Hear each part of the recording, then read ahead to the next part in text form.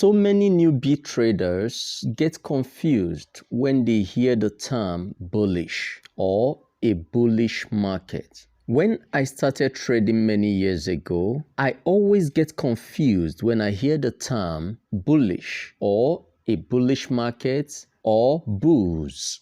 I begin to wonder, what does an animal has to do with the market? But in today's video, I'm going to be explaining to newbie traders what a bullish market means or what a bull means. So make sure you watch this video to the end so that you will no longer be confused on what it means to be bullish or what it means to be a bull in the Forex market. First, when we talk about bulls, we are talking about improvements, appreciation, increase. So if a market is bullish, it simply means that the price is increasing or that the economy of the country with that currency is improving. So if you are a bull, you are predicting that the economy of the currency you're trading is going to improve or that the price of that currency is going to increase. So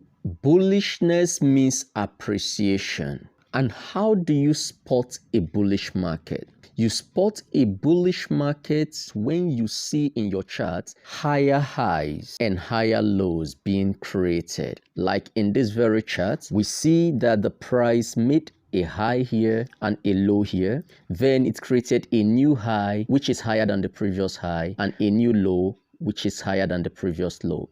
Then again, it created a new high, which is also higher than the most recent high, and also a new low, which is higher than the most recent low. So with this, we can say that this market is bullish, that the price is moving up, that the price is increasing, and that the economy is improving. As a result, we can say that the market is bullish. Then the people who are of the opinion that this market continues in this way are called bulls. So they are the bulls, and the market, which is making higher highs and higher lows, is a bullish market. So I hope I've cleared your confusion on the meaning of a bull and a bullish market. Thank you for watching. Ensure you subscribe to my channel so that you don't miss other videos, as I will be explaining all the Forex and trading terminologies.